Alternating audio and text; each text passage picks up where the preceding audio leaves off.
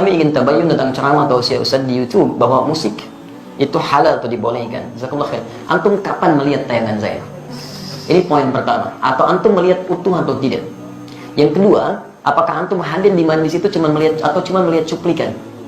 Yang ketiga, dalam suasana apa saya menjawab pertanyaan itu? Karena setiap materi yang disampaikan, setiap majlis itu suasananya bisa berbeda. Apa yang ditanyakan nggak bisa antum bikinnya di hukum umum. Ya, ini poin pertama. Ya. Yang kedua, antum mesti bedakan hukum dengan sikap hukum, itu berbeda. Hukum dengan sikap hukum. Kalau antum ditanya hukum, antum mesti jujur. Nggak boleh antum ambil sesuai selera antum aja. Yang pengen saya begini, itu sampaikan. Yang menurut Nabi padahal benar, antum tutupi karena hanya jamaah ikut keinginan antum. Itu nggak boleh. Dosa itu antum. Sikap hukum itu beda. Misal, ada hukum, saya beri contoh nanti saya teruskan ke musik ya. Ada hukum misalnya untuk sujud nih, setelah i'tidal. Ya, hukumnya ada dua secara umum. Yang pertama adalah sujud dengan menggunakan lutut dulu. Itu ada di Abu Daud nomor hadis 838 dari Wa'il bin Hujur, posisi paling kanan sebelah bawah. Baik, yang kedua ada menggunakan telapak tangan. Di telapak tangan dulu baru lutut. Ya, itu ada di Abu Daud kitab yang sama nomor hadis 840 dari Abu Hurairah, posisi paling kiri sebelah atas sampai 841. Cuman beda dua nomor. Ini yang disebut hukum. Jadi kalau Anda tanya bagaimana hukumnya, ini dua alternatif yang diajarkan oleh Nabi. Singkatnya ada kemudahan. Anda kalau ingin menggunakan lutut boleh, ingin menggunakan telapak tangan boleh. Karena kita sujud memang hanya menggunakan satu di antara dua itu. Itu artinya kemudahan. Rumus fikihnya disebut al-jam'u wa taufiq. Jadi kalau ada persoalan, hadisnya banyak, antum jangan pilih satu hadis dan antum ikuti, tidak. Kumpulkan semua hadisnya, at-taufiq kemana arah hukumnya. Di situ antum simpulkan. Sampai Ibnul Qayyim al-Jauziyah menulis kitab sifat salat Nabi, beliau menyimpulkan saya pilih yang pakai lutut. Syekh Muhammad Nasruddin Al-Albani menulis kitab sifat salat Nabi, memilih menggunakan telapak tangan. Jadi kalau antum ngajinya menggunakan kitab sifat salat Nabi Syekh Al-Albani, pasti pakai telapak tangan itu.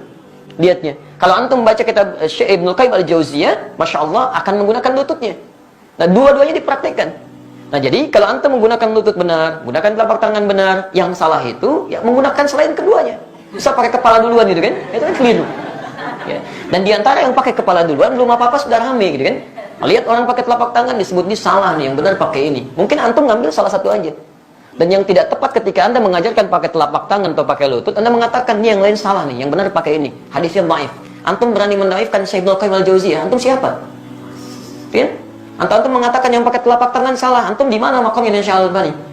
Jadi jangan sampai kita yang belum tentu hafal hadisnya jadi pada rame. Hadisnya aja nggak tahu gitu kan? Ya itu hukum. Adapun sikap hukum itu pilihan antum terhadap hukum. Antum bersikap ingin menggunakan lutut, silakan. Bersikap ingin menggunakan telapak tangan itu silakan, itu nggak ada masalah di sini. Jelas di sini? Nah sekarang dari pemahaman ini, mari kita tarik kepada pertanyaan tadi. Musik apa sih hukumnya? Apa dulu musik tuh? Antum kenali dulu. Apa dulu musik? Jangan-jangan ribut masalah musik, antum sendiri nggak kenal musik. Antum menghukumi musik, handphone antum sendiri banyak musiknya. Ringtone, tone itu kan musik. Begitu bunyi, musik itu haram. Bunyi, ting-ting, gitu kan? Masya Allah. Haram semua tuh di HP antum tuh. Antum harus kenali dulu apa itu, gitu kan? Musik itu segala suara yang menghasilkan irama. Ingat ya, kami alhamdulillah saya sampai S2 itu spesialis saya di bahasa Arab. Saya senang tafsir Quran. Saya sangat cinta Quran, ya. Dan alhamdulillah untuk memahami Quran saya harus paham bahasa Quran. Maka saya belajar di bahasa itu. Dan turunannya nanti ada pembahasan tentang syair. Yang di syair itu salah satu subbabnya pembahasan tentang musik. Karena unsur dari syair itu musik. Salah satunya. Musik segala suara yang menghasilkan irama. Jadi setiap suara menghasilkan irama itu disebut dengan musik. Jelas di sini? Ini dibagi dua nanti. Ya, yang pertama, ada yang tidak menggunakan alat. Jadi suara. Dan orang Arab sudah terbiasa tentang itu. Maka ketika mereka membuat syair, di antara unsur syair itu salah satunya musik. Kalau antum belajar jurusan bahasa Arab, berbicara tentang syair itu pasti itu akan belajar itu. Di antaranya ada irama, musik di situ. Kalau diturunkan ada 16 rumus, disebut dengan bahar di ilmu arud. Ada bahar tawil, ada madid, ada rajas, ada macam-macam. Dan sejak zaman jahiliyah sudah ada. Jadi begitu mereka bikin syair tidak ada irama musiknya, itu disebut aib musiknya. Aib syairnya, celah. Bukan syair yang fasih. Ya, tawilun lahu dunal bukhuri fadailu fa'ulun mafa'ilun fa'ulun mafa'ilu kifanat min dzikra habibin wa manzili bisaqtul wa bainad dakhuli fahawmali. Selalu ada iramanya, membedakan satu dengan yang lainnya. Nah, pada yang seperti ini bahkan turun ayat Quran. Saya ulang ya, bahkan surah khusus yang membahas tentang kebiasaan mereka. Surah ke-26 disebut Asy-Syu'ara. Asy-Syu'ara itu jamak dari kata syair yang berarti pemusik, penyair. Nggak pakai penyair. Oh, itu penyair. Saya ulang ya, penyair. Jamaknya asy'ara. Tayyib, kalau antum baca nanti dari ayat 224 sampai ke ujungnya, singkatnya apa? Ada kebiasaan-kebiasaan mereka ketika ayat turun dicela oleh Quran. Dicela oleh Quran.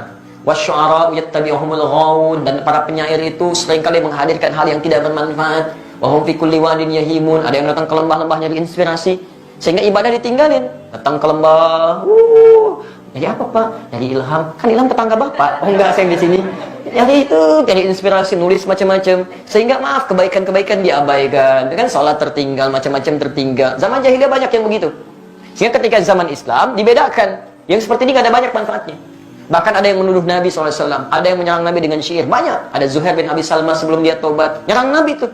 Disebutkan begini, dan sebagainya. Apa yang terjadi? Sisi lain, banyak juga penyair muslim. Di antaranya Hasan bin Sabit. Hasan bin Sabit bahkan langsung disebut sebagai syairun Nabi, seorang penyair yang membela Nabi SAW. Jadi begitu di sudut sana mencela Nabi, di sini kemudian membalas dengan membela Nabi SAW. Dan tidak sedikit pembelaan itu dihasilkan lewat syair. Yang seperti ini langsung disanjung oleh Quran. Illal ladzina amanu, kecuali para penyair yang beriman kepada Allah Subhanahu wa taala. Yang dengan syairnya dijadikan untuk membela Islam dan mengangkat nilai-nilai kebaikan. Jelas di sini dulu? Ini sisi yang pertama. Jadi Anda bayangkan, Anda mesti fair di sini. Ada ayat yang mencela keadaan tertentu, ada ayat yang kemudian mengangkat nilai kebaikan di situ. Jelas? Bahkan Nabi SAW pernah kemudian meluruskan ketika seseorang memuji Nabi untuk mengkultuskan. Jangan sebutkan itu, sebutkan yang lain. Dan Nabi SAW ketika pulang dari perang Tabuk pulang, itu disambut dengan syair. Dan beliau diam. Tala'al badru alaina min thaniyatil wada'i, wajib syukru alaina mada'a lillahi da'i. Dan antum ada yang kemudian membuat dengan musik-musik kasidah itu. Itu asalnya kan itu syair. Ya, dari madid rumusnya. Tala'al badru alaina min thaniyatil wada'i wajib syukru alaina mada'a lillahi da'i. Ada semuanya di situ. Ya. Sampai orang Arab itu lupa, jangankan masalah seperti itu, lihat binatang, lihat macam-macam, itu memang itu Masya Allah, itu langsung bisa bikin syair. Refleksnya syair. Itu lihat burung aja, burung bulbul lompat-lompat bikin syair. Al-Asma'i pernah bikin, cuma gara-gara burung bulbul lompat ke dahan-dahan bikin syair.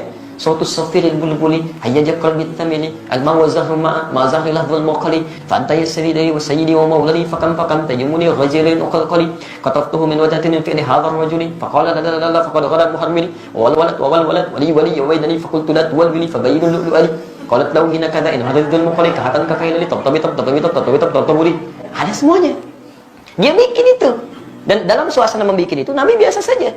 Jadi ketika buruk dicela oleh Nabi, ketika baik didiamkan oleh Nabi. Maka dari sini ulama sepakat dalam persoalan syair, musik yang berasal dari suara. Awas ya, berasal dari suara terbagi pada dua bagian. Ada yang dicela sampai tingkat keharaman ketika menjauhkan dari Allah Subhanahu wa taala, membuat diri lalai, makruh dengan kalimat-kalimat yang tidak pantas dan yang haram. Jelas? Tapi kalau yang dimaksudkan kalimat-kalimat kebaikan, sampai Imam Syafi'i punya syair disebut Diwan Asy-Syafi'i, ajakan pada kebaikan, ketaatan di situ, itu dibenarkan oleh para ulama. Tidak ada masalah di situ yang disebut dengan hukum boleh. Jelas di sini? Jadi pernyataan saya jangan di framing gitu kan, jangan dipotong seakan-akan Ustaz tadi bolehkan ini, kata siapa? Saya nggak pernah membolehkan itu.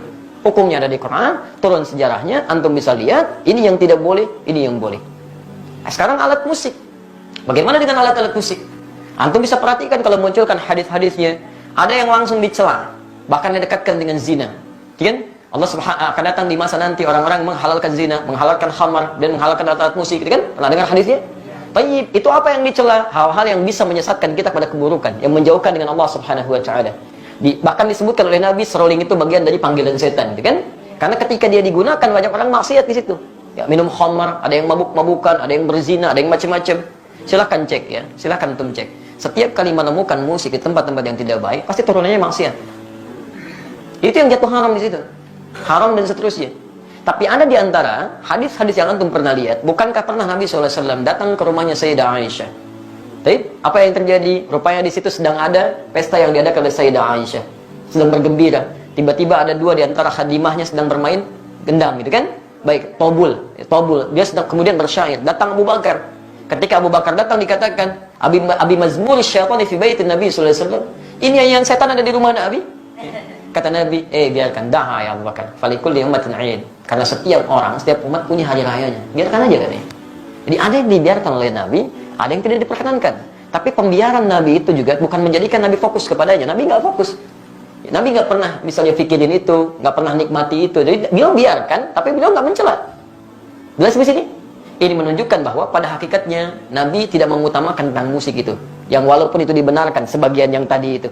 Tapi kemudian beliau tidak hindarkan karena dikhawatirkan nanti umatnya malah fokus kepada hal demikian. Jadi ada yang dibenarkan oleh Nabi, tidak seketika dilarang dalam sifat-sifat yang seperti tadi. Adapun yang tadi alat musik yang lain yang digunakan pada sesuatu yang maksiat, yang tidak baik, itu yang dihukumi haram oleh agama. Dan pada hakikatnya alat itu nggak ada hukumnya. Alat benda nggak ada hukumnya. Saya mau tanya, apa hukumnya golok? Apa hukumnya pisau?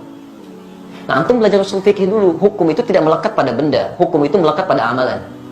Ingat, pada amal, bukan pada benda. Golok digunakan untuk apa? Kalau digunakan untuk sembelih hewan korban, maka hukumnya dia halal.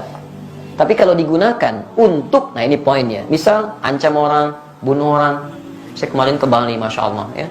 Begitu turun dari rumah makan, ada seorang, Ustaz, mohon Ustaz untuk makan hari ini aja, untuk makan hari ini aja. Tapi yang dipegang, golok, kemudian pisau, ditutup, bagi di hadapan ke kita. Begini, Ustaz, tolong untuk makan hari ini. Masya Allah. Itu luar biasa, kan? Itu luar biasa. Dia meminta dengan cara yang tidak elok, gitu kan? Walaupun kita paham maksud dia butuh sesuatu. Tapi dia katakan, ini loh pisau saya. Ini golok saya, gitu kan? Itu nggak boleh yang seperti itu. Itu haram hukumnya golok digunakan demikian. Jelas ya? Baik, jadi teman-teman, ketika saya ditanya hukum, saya jelaskan inilah hukumnya begini. Tapi kalau Anda tanya saya, apa sikap hukum saya? Kalau saya menjauhi itu. Saya jauhi, gitu kan? Saya tinggalkan, saya jauhi. Sekalipun saya paham teorinya. Dan dari situ saya paham, orang barat mengambil rumus-rumus musik dari situ. Saya sampai hafal. Hafal saya rumus gitar, rumus piano, saya hafal. Karena mereka ngambil dari situ, saya pelajari itu. Tapi saya nggak pernah main begituan. Apakah kalau kita menghafal sesuatu, konotasi tersebut saya membolehkan? Belum tentu. C, D, F, G, B, C, D, F, C, D, F, G, D, F, G, A, B, C, D, A, B, C, D, F, G, A, F, G, A, B, C, D, E, B, C, D, F, G, A, B, B, C, D, F, G, A, B, C, D, F, G, A, B, C, antum aja belum tentu tahu tuh. Jadi kita membaca sesuatu bukan berarti kita masuk di dalamnya, tidak, gitu kan? Untuk merumuskan rumus hukum yang boleh, yang tidak boleh. Antum mungkin biasa, tapi bagaimana dengan orang-orang yang profesi di dalamnya? Ada yang mengajar begini, ada yang begitu. Saya mesti berikan pendalaman hukum seperti ini. Tapi sikap saya seperti ini. Jelas di sini? Baik. Antum boleh tidak sepakat, tapi jangan sampai ketidaksepakatan itu menjadikan kita harus saling mencela. Itu nggak boleh. Nggak boleh. Dalam tidak sepakat pun nggak boleh mencela. Apalagi dalam hal sepakat, kan? Baik. Alhamdulillah. Jelas di sini?